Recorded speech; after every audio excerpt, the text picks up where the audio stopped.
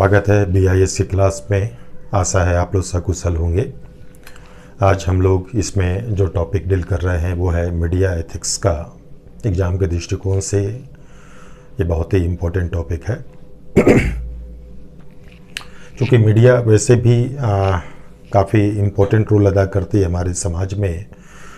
तो जो भी टॉपिक आपको सामाजिक दृष्टिकोण से रेलिवेंट होते हैं, एग्ज़ाम में उसके रिपीट होने की संभावना ज़्यादा रहती है, तो इसलिए भी ये टॉपिक इम्पोर्टेंट बन जाता है। मीडिया एथिक्स में जो हम लोग पढ़ेंगे तो कई चीज़ें हम लोग समझेंगे, इसका इम्पोर्टेंस क्या है और अलग अलग मीडिया से जुड़े आपको किस तरह की नैतिक समस्याएं हैं, क्या समाधान उसका हो सकता है। ये सब चीज़ें जो एग्ज़ाम के दृष्टिकोण से इम्पोर्टेंट है वो समझेंगे। आज की डेट में कहते हैं मीडिया जिसको हीरो बनाना चाहे हीरो बना सकता है, जिसको विलेन बनाना चाहे वो विलेन बना सकता है ना। कहा जाता है मीडिया इतनी पावरफुल है कि वो तय करती है कि सरकार किसकी बनेगी और किसकी नहीं बनेगी। मीडिया ही ये तय करता है कि लोग किन चीज़ों को पसंद करेंगे, किन चीज़ों को परचेज करेंगे और किन चीज़ों को नहीं करेंगे, है ना। समाज के अंदर अलग अलग विषय वस्तु के ऊपर लोग क्या सोच रहे होंगे, कैसा महसूस कर रहे होंगे और या क्या सोचेंगे और क्या महसूस करेंगे, ये चीज़ें भी काफ़ी हद तक जो है मीडिया आपको तय करता है। हम कह सकते हैं आज की डेट में मीडिया आपको बहुत ही एक मजबूत हथियार है। आपको जो समाज की सोच को तय करता है, समाज की भावनाओं को तय करता है, आपको समाज में परिवर्तन की दिशा को तय करता है ना। और अगर ये मीडिया अगर माने अनैतिकल अगर हो जाए, अनैतिक अगर हो जाए तो सोच सकते हैं कि उसका प्रभाव जो है आपको लोगों की सोच पर, उसकी भावनाओं पर, उनके विचारों पर, है ना, और किस तरह से पड़ सकता है। आपको समाज में किस तरह के नकारात्मक परिवर्तन हो सकते हैं, आप इसका अनुमान लगा सकते हैं। मीडिया अगर पक्षपातपूर्ण हो, मीडिया अगर अनैतिक हो, है ना, तो किस तरह की सरकारें बनती है ये भी आप देखते हैं, है ना। अच्छे से अच्छे उम्मीदवार पृष्ठभूमि में चले जाते हैं और एक गलत उम्मीदवार को हीरो बनाकर पेश कर दिया जाता है। ऐसे लोगों को जो है आपको चुनाव जितवा दिया जाता है, उनकी एक छवि बना दी जाती है ना। तो मीडिया एक वो तंत्र है आपको समाज के अंदर जो कुछ भी चाहे, जिस भी दिशा में चाहे, आपको समाज की हवा को वो बदल सकता है। तो ऐसी मीडिया अगर गलत हो, ऐसी मीडिया में काम करने वाले लोग अगर आप गलत हों, अनैतिक हों, है ना, गलत सोच के तहत वो काम कर रहे हों, निजी स्वार्थों के अधीन होकर वो अगर काम कर रहे हों, तो वो चीज़ हमारे समाज के दृष्टिकोण से आपको काफ़ी नुकसानदायक हो सकती है। हम लोग जब मीडिया एथिक्स की बात करते हैं तो इसका मतलब मीडिया जिस तरीके से काम करती है, अर्थात जो सूचनाओं को वो इकट्ठा करती है, सूचनाओं का जो वो विश्लेषण करती है और सूचनाओं को जिस तरीके से प्रस्तुत वो हमारे सामने करती है ना, लोगों के समक्ष, जनता के समक्ष जो प्रस्तुत करती है, तो इन सभी चीज़ों में मीडिया कितनी ईमानदार है, कितनी वस्तुनिष्ठ है ना, कितनी जनहित के प्रति आपको संवेदनशील होकर काम कर रही है ना, ये चीज़ें मीडिया एथिक्स से आपको संबंधित है ना। मीडिया के सूचना संग्रहण, विश्लेषण और प्रसारण में नैतिक सिद्धांतों का पालन करना ही मीडिया एथिक्स है। हम लोग जब मीडिया की बात करते हैं तो मीडिया का मतलब आज की डेट में बहुत व्यापक हो चुका है ना। पहले के टाइम पे सिर्फ प्रिंट मीडिया हुआ करती थी, अखबार हुआ करते थे, मैगजीन्स हुआ करते थे, किताबें हुआ करती थी, है ना, जर्नल हुआ करते थे। लेकिन आज की डेट में मीडिया का दायरा काफ़ी बढ़ गया है। मीडिया अब इलेक्ट्रॉनिक हो गई है। हम टेलीविज़न को देख सकते हैं, हम टेलीविज़न को देख सकते हैं। टेलीविज़न में आपको गवर्नमेंट के भी चैनल होते हैं जिसको हम दूरदर्शन कहते हैं, प्राइवेट चैनल भी होते हैं, है ना। आपको टेलीविज़न के अलावा जो है हम लैपटॉप है, टीवी है, आपको मोबाइल है ना, इन सब माध्यमों से भी जो है हम मीडिया का जो है इस्तेमाल कर सकते हैं। मीडिया की सूचनाओं, है ना, मीडिया जो कुछ भी मीडिया के पास सूचनाओं के रूप में उपलब्ध है, उस तक हम लोग अपनी पहुंच हम लोग बना सकते हैं। तो मोटे तौर पर हम कह सकते हैं मीडिया जो है आज प्रिंट मीडिया भी है ना, जिसको अखबार और मैगजीन के तौर पर जानते हैं। इलेक्ट्रॉनिक मीडिया भी है जो हम टीवी, आपको कंप्यूटर, मोबाइल, लैपटॉप आदि के रूप में देखते हैं, है ना। विषय वस्तु के आधार पर आपको मीडिया में समाचार भी होते हैं, मनोरंजन भी होते हैं, शिक्षा की चीज़ें भी होती है ना। ये सारी चीज़ें जो है आपको मीडिया को आपको रिप्रेजेंट करती है। मीडिया हमारी भावनाओं को, हमारे विचारों को, हमारी अभिवृत्तियों को, हमारी सोच को, हमारी चिंतन को, है ना, बहुत ही गहरे तरीके से प्रभावित करती है। हम जब मीडिया में, आपको टीवी के अंदर जब कोई समाचार देख रहे होते हैं, चर्चाएं देख रहे होते हैं, डिस्कस और डिबेट हम देख रहे होते हैं, है ना। टीवी के अंदर हम जब कोई विज्ञापन देख रहे होते हैं, है ना, या हम कोई धारावाहिक देख रहे होते हैं, कोई फिल्म देख रहे होते हैं, या कोई कार्यक्रम और किसी तरह के कार्यक्रम देख रहे होते हैं, तो जिस तरीके से इनके अंदर विषय वस्तु प्रस्तुत की जाती है, हमारे तक पहुंचाई जाती है, उसका प्रभाव हमारी सोच पर, हमारी भावनाओं पर, है ना, गहरे रूप से पड़ता है। आपने देखा होगा, है ना, आपको न्यूज़ हम लोग जब खोलते हैं या पेपर में पढ़ते हैं, तो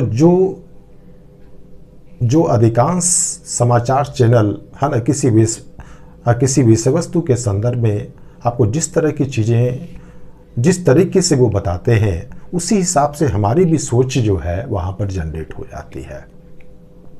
हम विज्ञापन में चीज़ों को देखकर हम चीज़ों को खरीदने लग जाते हैं, उन चीज़ों के प्रति हमारी एटीट्यूड अनुकूल या प्रतिकूल होने लगती है ना। धारावाहिक का या आपको सीरियल्स वगैरह जो होते हैं, फिल्म जो आती है, आप जानते हैं आज की महिलाओं के ऊपर, युवाओं के ऊपर, बच्चों के ऊपर इनका कितना आपको गहरा प्रभाव होता है ना। जिस तरीके से आपको पात्र अभिनय करते हैं, है ना, जो अभिव्यक्ति करते हैं, जो एक्टिंग करते हैं, है ना, जो घटनाक्रम उसमें दिखाए जाते हैं, तो उसका हमारी मनोस्थिति पर, हमारे व्यवहार पर, हमारी आदतों पर, हमारे इंटरेस्ट पर, है ना, आपको गहरा प्रभाव पड़ता है। तो आपको स्वाभाविक है कि जिस साधन का इतना गहरा प्रभाव समाज के ऊपर पड़ रहा हो, उसका नैतिक होना आपको बहुत ही ज़रूरी है।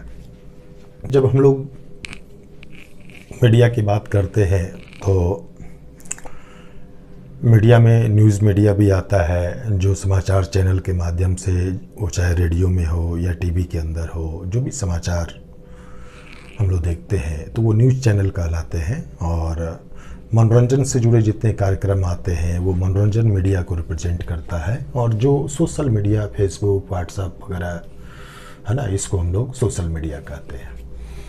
मीडिया के ये जितने भी चैनल हैं, मीडिया के जितने भी ये माध्यम है, सब के अंदर एथिकल समस्याएं हैं।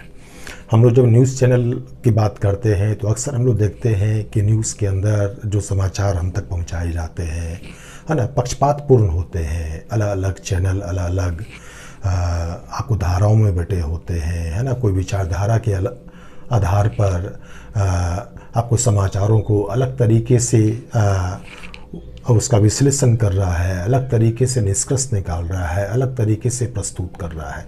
एक ही समाचार को हमने देखा होगा, एक ही न्यूज़ को हमने देखा होगा, अलग अलग चैनल वाले अलग अलग तरीके से प्रस्तुत करते हैं, है ना। तो कहीं न कहीं हर चैनल का अपना एक आइडियोलॉजी होता है, हर चैनल का अपना एक वेस्टेड इंटरेस्ट होता है, स्वार्थ होता है।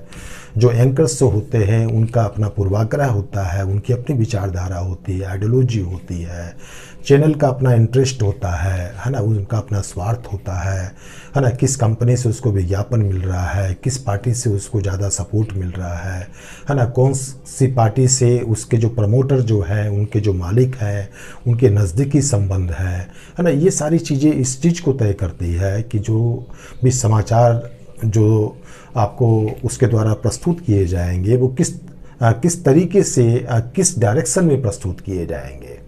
देखिए, सूचनाएं वही होती है, लेकिन सूचनाओं को किस तरीके से हम इकट्ठा करते हैं, किस तरीके से हम उसका विश्लेषण करते हैं, किस तरीके से उससे हम निष्कर्ष निकालते हैं, है ना, ये अलग अलग होता है।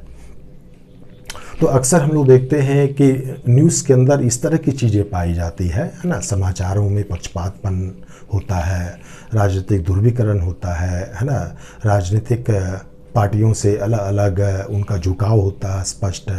जो जिस राजनीतिक पार्टी की तरफ झुका हुआ होगा वो उससे पक्ष में हवा बनाने की कोशिश करेगा, उनके कमज़ोर पक्ष को वो ढक देगा और आपको मजबूत पक्ष को ज़्यादा और मजबूत बता के जो है आपको वो सामने आपको पेश करेगा, है ना। कोई अगर कोई न्यूज़ चैनल आपको किसी पार्टी विशेष का विरोधी है तो उसकी छोटी से छोटी गलती को जो है वो ज़्यादा आपको बढ़ा चढ़ा कर प्रस्तुत करेगा। अक्सर हम लोग टीवी चैनल में ये सारी चीज़ों को हम लोग देखते होंगे। तो ये न्यूज़ चैनल के अंदर इस तरह की समस्याएं हैं ना, उनका पक्षपात होना, आपको राजनीतिक रूप से ध्रुवीकरण होना, आपको समाचारों को एक अलग रंग दे देना, है ना, जाति धर्म आदि के आधार पर चीज़ों को आपको बढ़ाकर, है ना, ज़्यादा उसको एक्सपोज करके बताना, सनसनीखेज समाचार आपको समाचारों को सनसनीखेज आपको बनाकर प्रस्तुत करना, इस तरह की समस्याएं हम लोग देखते हैं। कई बार न्यूज़ चैनल वाले आपको लोगों की व्यक्तिगत ज़िंदगी में झांकने लगते हैं, है ना, और उसका उद्देश्य होता है वो केवल जो है आपको कोई ना कोई निहित आपको पॉलिटिकल स्वार्थ को पूरा करना होता है, या अन्य किसी तरह के स्वार्थ हो सकते हैं, है ना, आपको रेटिंग कहिए, लोकप्रियता कहिए चैनल की। तो इस चीज़ के लिए जो है आज का न्यूज़ जो है, खासकर जो टीवी के अंदर जो हम लोग न्यूज़ देखते हैं तो उसमें इस तरह की अनैतिक समस्याएं आने लगी है। एक तो वो निष्पक्ष नहीं होते हैं, जो फैक्ट होते हैं उसको तोड़ मरोड़ कर पेश करते हैं। पॉलिटिकल आधार पर कोई बीजेपी के पक्ष में मिलेगा, कोई कांग्रेस के पक्ष में मिलेगा, कोई ममता बनर्जी का सपोर्ट कर रहा होगा, है ना।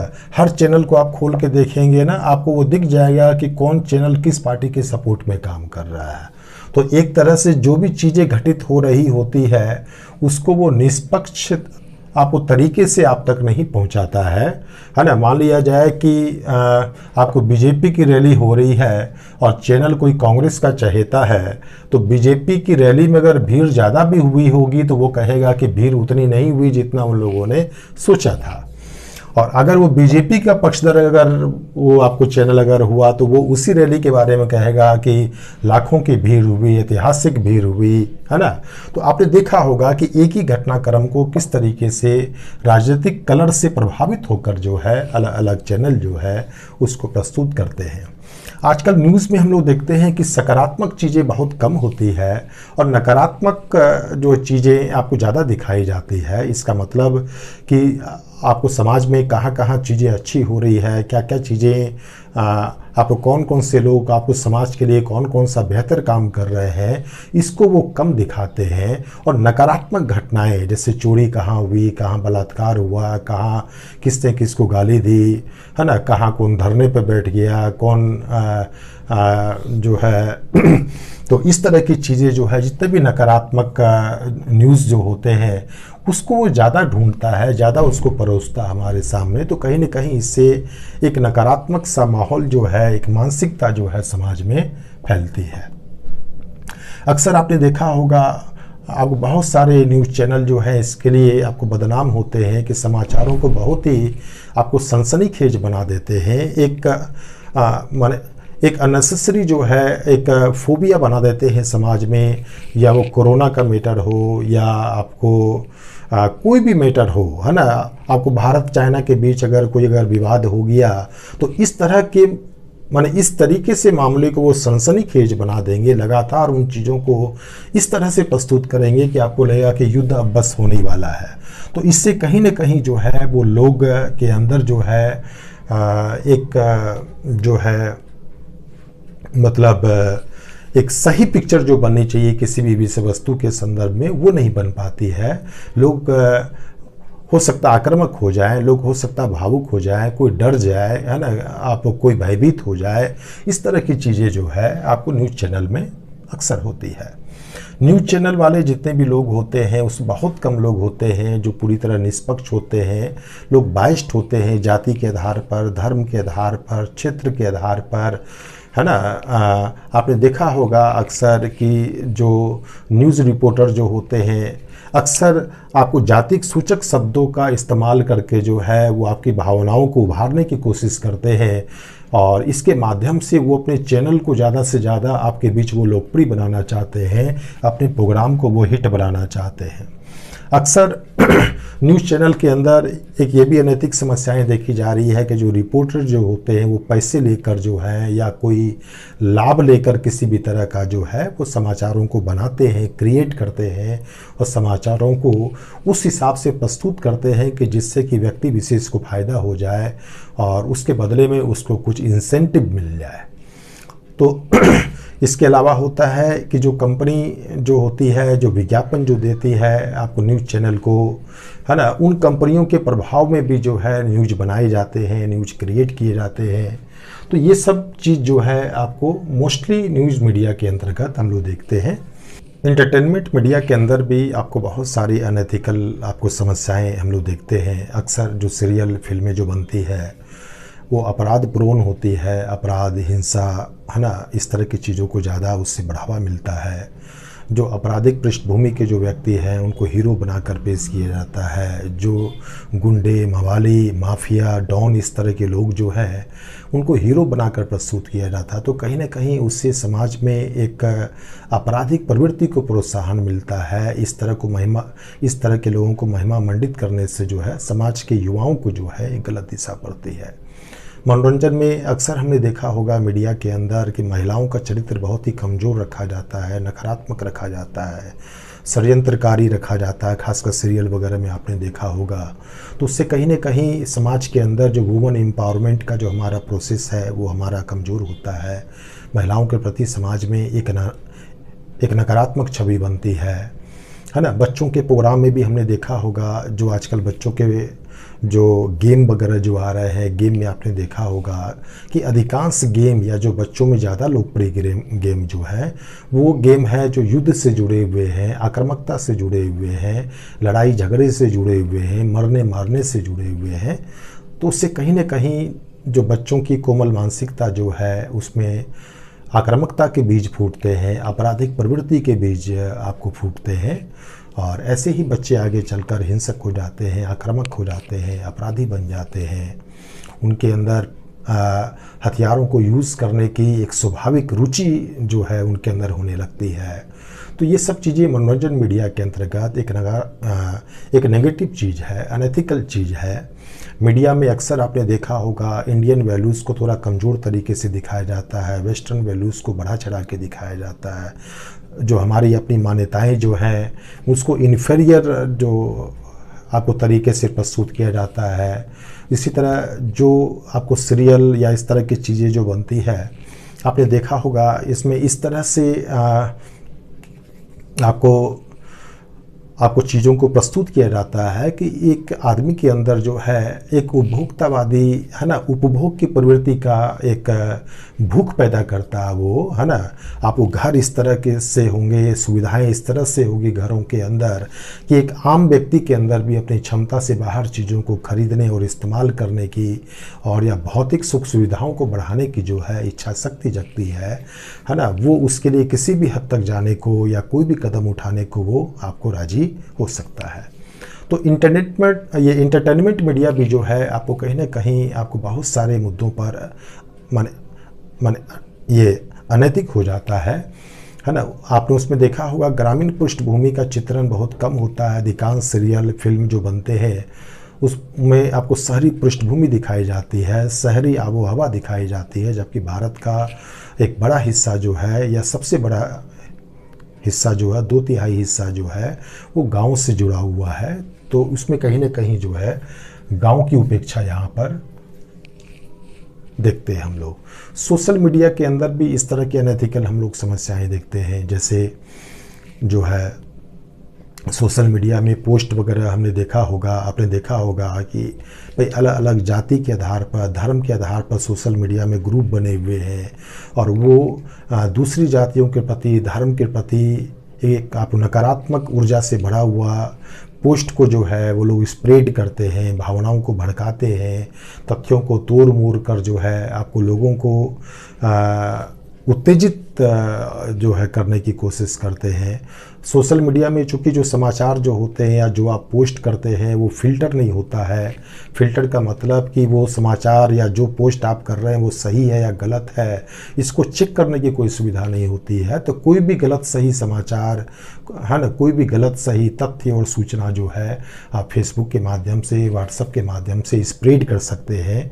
तो इस तरह की समस्याएं सोशल मीडिया में अनैतिकल रूप में देखी जाती है। सोशल मीडिया में आपको यूट्यूब वगैरह पे बहुत सारे ऐसे कार्यक्रम हैं जो पॉर्न हिंसा को बढ़ावा देते हैं या पॉर्न चीज़ों को बढ़ावा देते हैं, बच्चों को भटका रहे हैं, युवाओं को भटका रहे हैं, है ना। बहुत सारे प्रोग्राम आपको इस तरीके से होते हैं कि जो आपको युवाओं को एक गलत दिशा में जो है वो प्रेरित करता है।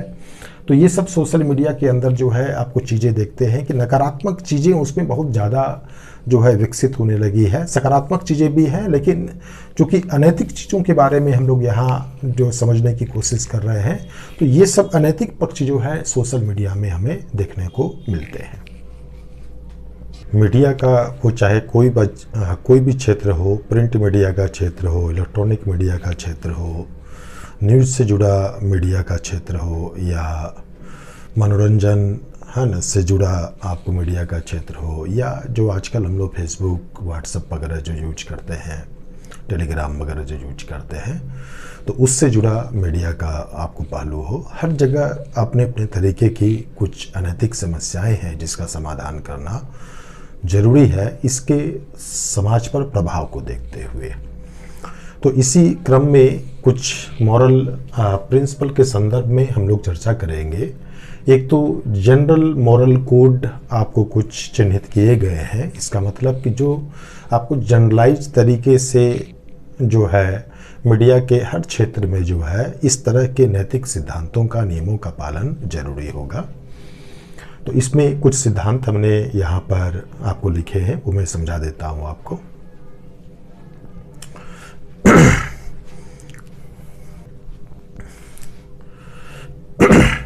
उसमें एक है उत्तरदायित्व। उत्तरदायित्व का मतलब हुआ रिस्पॉन्सिबिलिटी की भावना के तहत। इसका मतलब कि जब भी आप कोई न्यूज़ बना रहे हैं, न्यूज़ की रिपोर्टिंग कर रहे हैं, कोई घटना का कवरेज आप कर रहे हैं या कोई आप कार्यक्रम प्रस्तुत कर रहे हैं, किसी भी तरह का कार्यक्रम प्रस्तुत कर रहे हो, तो आपको एक आपके अंदर एक जिम्मेदारी की फीलिंग होनी चाहिए, उत्तरदायित्व की, रिस्पॉन्सिबिलिटी की फीलिंग होनी चाहिए कि ये जो कार्यक्रम जो है ये क्या प्रभाव डाल सकता है समाज के ऊपर, या इससे प्रभावित होने वाले जो लोग हैं उनके हितों पर किस तरह का प्रभाव डालेगा, क्या इसकी गंभीरता आपको हो सकती है। इन सारी चीज़ों को समझ कर ही आप किसी भी न्यूज़ या कंटेंट को आप मतलब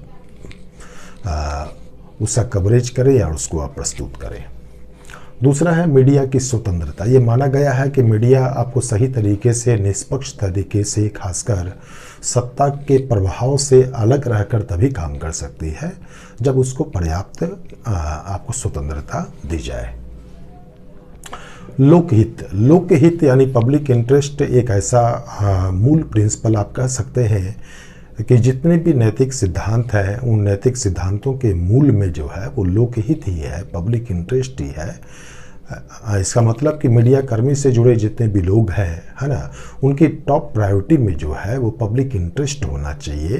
अर्थात जब भी वो किसी कार्यक्रम को बना रहे हों, प्रस्तुत कर रहे हों, खोज रहे हों, है ना, तो ऐसी स्थिति में उसके दिमाग में एक ही चीज़ होनी चाहिए कि इस तरह के कार्यक्रम से समाज को कितना फ़ायदा हो सकता है, पब्लिक इंटरेस्ट को कितना बढ़ावा मिल सकता है। इसका मतलब कि उनको व्यक्तिगत हित की जगह, संस्थागत हित की जगह जो है उनको लोकहित को सबसे ऊपर आपको रखना चाहिए। सत्य अर्थात जो कुछ भी आप न्यूज़ में खासकर जो आप जो समाचार दे रहे हैं, जो आंकड़े दे रहे हैं, जो बात आप अपनी रख रहे हैं वहाँ पर, तो वो सच होनी चाहिए। मीडिया में आप जो है ऐसा नहीं होना चाहिए कि आप जो है भ्रांतिपूर्ण आंकड़ों का उपयोग करके, झूठे आंकड़ों का उपयोग करके आप अपनी बात को सही साबित करने की कोशिश करें या लोगों को भ्रमित करने की कोशिश करें। इसके गंभीर परिणाम हो सकते हैं। तो जो भी डाटा, आंकड़े, साक्ष्य आदि का इस्तेमाल कर रहे हों वो सही हों, शुद्ध हों, सत्य हों। निष्पक्षता होनी चाहिए, अर्थात आपके अंदर जो भी चीज़ आप आप प्रस्तुत कर रहे हैं तो उससे अपने व्यक्तिगत पूर्वाग्रहों को आप अलग रखें, या वो राजनीतिक आपका रुझान हो या वैचारिक रुझान हो या पृष्ठभूमि से जुड़ा आपका झुकाव हो, कुछ भी हो, तो उससे आप अलग रखें। घटना को बिल्कुल उसी रूप में आप प्रस्तुत करें जिस रूप में घटना है। ईमानदारी होनी चाहिए, है ना। ऐसा नहीं होना चाहिए कि पैसे के लिए या किसी प्रमोशन के लिए या कोई और एडवांटेज लेने के लिए, इंसेंटिव लेने के लिए आप जानबूझकर समाचारों को तोड़ मरोड़ करें या उसको क्रिएट करें, आप सनसनीखेज जानबूझकर आप बनाएं अपने लाभ के लिए। ऐसा नहीं होना चाहिए। तो इसलिए ऑनेस्टी का प्रिंसिपल जो है यहाँ आपको रखा गया है। और उसके बाद है वस्तुनिष्ठा, है ना। वस्तुनिष्ठता का मतलब ये हुआ, इसमें मूल चीज़ वही है जो मैंने यहाँ निष्पक्षता कही थी, लगभग वही चीज़ है। तो वस्तुनिष्ठता का मतलब भी आपको वही चीज़ हुआ कि आपको जो भी डाटा है, जो भी प्रस्तुति है, उसको आप जहाँ तक हो सके बाहरी प्रभाव से अलग आप रखें, यानी कि मेरिट के आधार पर, तथ्य के आधार पर, फैक्ट के आधार पर चीज़ों को सामने आप रखें। तो ये कुछ नैतिक सिद्धांत आपको मीडिया के संदर्भ में आपको एक जनरलाइज रूप से एक्सेप्ट किए गए हैं। इसके अलावा भारत में जो प्रेस काउंसिल ऑफ इंडिया जो है उसने कुछ सिद्धांत बताए हैं आपको, खासकर जो न्यूज़ से जुड़े जो मीडिया जो हैं उनके लिए आपको इन्होंने ये बनाया है। ये बाध्यकारी नहीं है, अर्थात इसके उल्लंघन पर कोई दंड का प्रावधान नहीं है। एक स्वैच्छिक एक्सेप्टेंस के तौर है, यानी स्वेच्छा से पालन के ऊपर इसमें बल है कि आप सेल्फ जो है आप इन सिद्धांतों के महत्व को समझते हुए इसका आप पालन करें, ऐसी अपेक्षा जो है प्रेस काउंसिल ऑफ इंडिया करता है। तो उसमें एक तो है शुद्धता, जिसकी चर्चा हम लोग कर चुके हैं, यानी जो भी आंकड़े, डाटा, है ना, आदि का उपयोग आप कर रहे हैं, जो घटना आप दिखा रहे हैं, तो फ्रॉड नहीं होनी चाहिए, वो आपको सही होनी चाहिए, आंकड़े बिल्कुल शुद्ध होने चाहिए। मानहानि में सतर्कता, आपने देखा होगा मीडिया में कई बार जो मीडिया कर्मी होते हैं वो जोश में आकर, है ना, किसी भी बड़े आदमी के ऊपर आपको संगीन आरोप लगा देते हैं, उसकी आपको मानहानि कर देते हैं। तो प्रेस काउंसिल ऑफ इंडिया का मानना है कि ऐसी, है ना, किसी भी तरह की मानहानि जब आप कर रहे हों, है ना, किसी के ऊपर व्यक्तिगत आरोप जब आप लगा रहे हों, तो वहाँ सतर्कता आप रखें जब तक कि पूरी तरह साक्ष्य नहीं हो, वो लोकहित में वो जरूरी ना हो, है ना, आप तब तक इस तरह की चीज़ों से आप बचें। निजता का सम्मान करें। निजता का मतलब कि एक व्यक्ति की सार्वजनिक जिंदगी भी होती है और निजी जिंदगी भी होती है। आप अगर अधिकारी हैं, आप अगर मंत्री हैं, आप अगर नेता हैं, तो आपकी एक सार्वजनिक जिंदगी भी होती है मंत्री के तौर पर, है ना, नेता के तौर पर, और एक व्यक्तिगत जिंदगी भी होती है पिता के तौर पर, भाई के तौर पर, पति के तौर पर, मित्र के तौर पर। तो मीडिया को आपको व्यक्तिगत जिंदगी में हस्तक्षेप नहीं करना चाहिए। आपको व्यक्तिगत जिंदगी में हस्तक्षेप वहाँ तभी होना चाहिए जब वह व्यक्तिगत जिंदगी लोकहित को आपको गंभीरता से प्रभावित करती हो, सार्वजनिक जिंदगी को गंभीरता से प्रभावित करती हो। तो निजता का सम्मान करने का आपको इन्होंने बात कहा है कि जो प्राइवेट लाइफ जो होती है व्यक्ति की, उसको आप रिस्पेक्ट करें। यौन हिंसा की पहचान गुप्त रखी जाए। इसका मतलब कोई भी आपको कोई महिला अगर आपको यौन हिंसा का शिकार हुई है तो वहाँ उसके नाम, उसकी फ़ोटो जो है उसको आप गुप्त रखें। आप बदले हुए नाम का उपयोग करके, फ़ोटो को बिल्कुल ब्लर करके, यानी कि उसकी पहचान को गुप्त रख के जो है आप घटना का उल्लेख आप करें। क्योंकि अगर आप पहचान उजागर दे देंगे, अब नाम, फ़ोटो वगैरह एक्सपोज कर देंगे, तो उस जो है यौन हिंसा के शिकार महिलाओं के लिए, लड़कियों के लिए उस समाज में रहना फिर मुश्किल हो जाएगा। आपको शर्मिंदगी का आपको सामना करना पड़ सकता है, आगे उसको और दिक्कत बढ़ सकती है।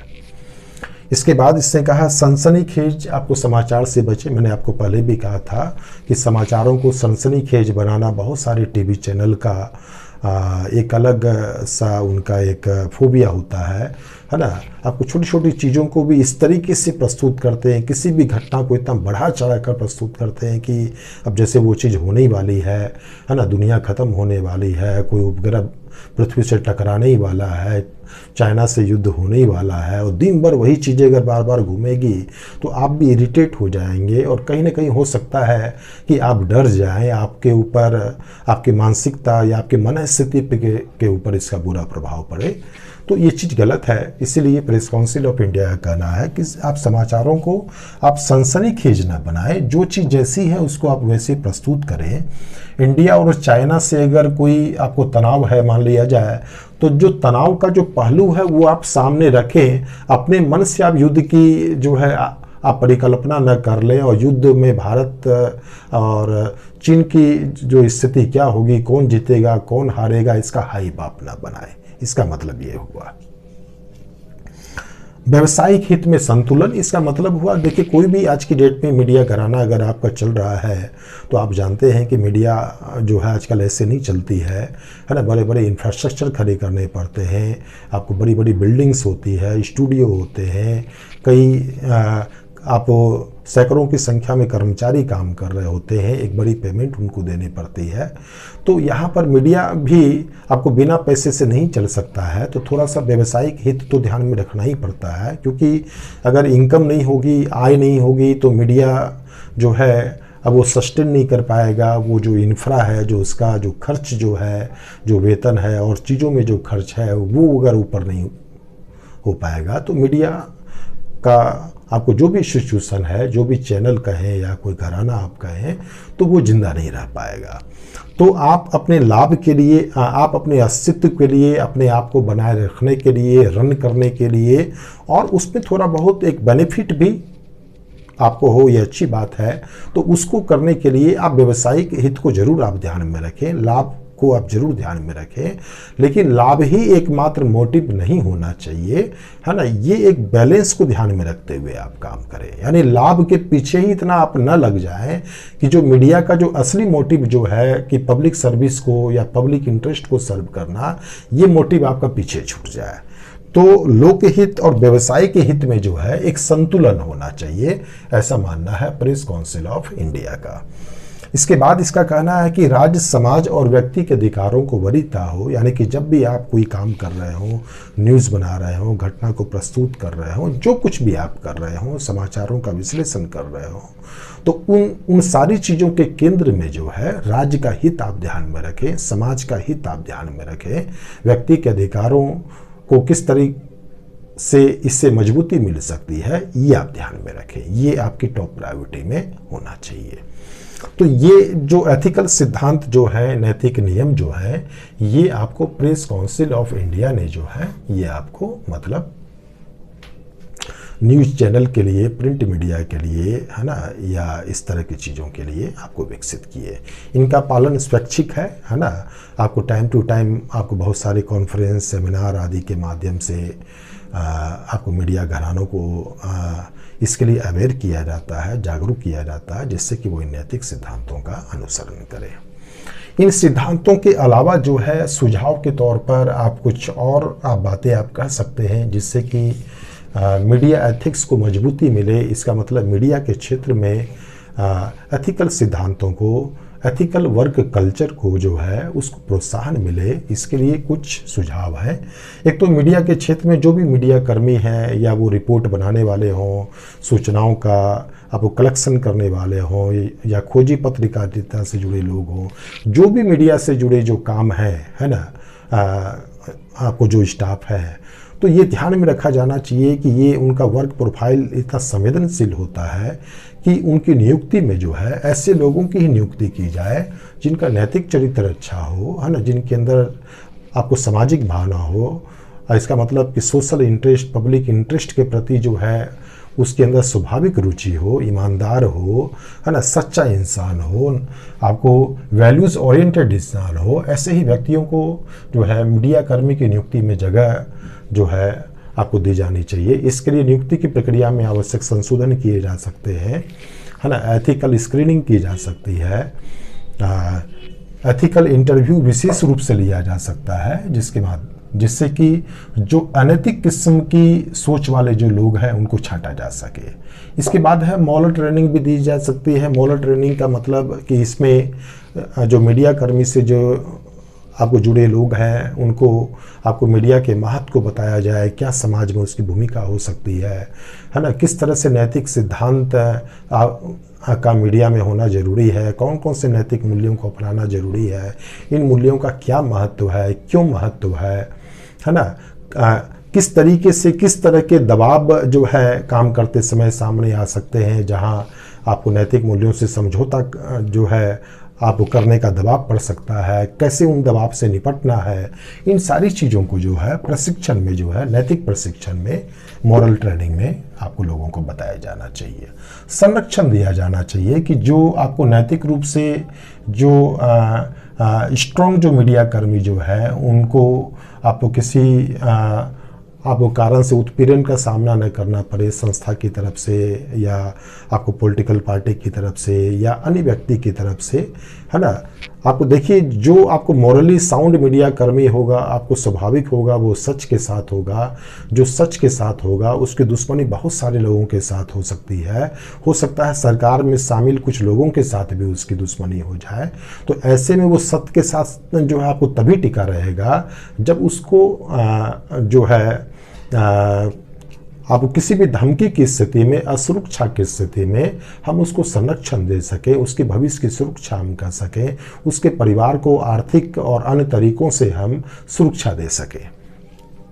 तो ये भी जरूरी है। इससे क्या है, जो सही किस्म के जो लोग हैं मीडिया में उनको एक आपको उनका मॉरल हाई होगा, उनको अपने नैतिक मूल्यों के साथ बने रहने में जो है उनको प्रेरणा मिलेगी। इसके बाद है मीडिया संस्थाओं में नैतिक यूनिट हो, यानी जितने भी आपको मीडिया संस्थाएं हैं, जितने भी जैसे कोई भी न्यूज़ चैनल है तो जो उसका जो संगठन जो है, तो हर इस तरह के मीडिया इंस्टीट्यूशन में जो है एक एथिकल यूनिट अलग से होनी चाहिए। उस यूनिट में आपको बेदाग छवि के या आपको जुडिशल पृष्ठभूमि के कोई व्यक्ति हो जो अपनी मीडिया के अंदर या अपनी संस्था के अंदर जो है एथिकल नॉर्म्स के पालन की आपको निगरानी रखे, एथिकल कोड को डेवलप करे, एथिकल कोड को एग्जीक्यूट करे और उनके प्रॉपर इम्प्लीमेंटेशन के ऊपर जो है वो निगरानी रखे। ये चीज़ के लिए हर मीडिया संस्थान में एक नैतिक यूनिट की स्थापना की जा सकती है। इसके अलावा संस्थागत सशक्तिकरण है। संस्थागत सशक्तिकरण का मतलब ये हुआ कि अलग अलग जितनी भी संस्थाएं जो बनी हुई है आपको मीडिया के क्षेत्र में अकाउंटेबिलिटी लाने के लिए, मॉरलिटी को लाने के लिए, जैसे आपको ये फिल्मों के क्षेत्र में मान लीजिए सेंसर बोर्ड है, आपको टेलीविज़न धारावाहिकों या फिल्म हो, है ना, इन लोग के लिए सेंसर बोर्ड बना हुआ है। इसी तरह इस तरह की संस्थाएं जो हैं, आपको न्यूज़ चैनल के लिए जो संस्थाएं हैं, तो अलग अलग जो संस्थाएं जो बनी हुई है इनको थोड़ा हम मजबूत बनाएं, इसमें एक अच्छी बेदाग छवि वाले लोगों को हम लाएं, है ना, जिनकी ऑनेस्टी के ऊपर आपको, जिनकी नैतिक प्रतिबद्धता के ऊपर किसी को शक न हो, सबका उसके ऊपर ट्रस्ट हो।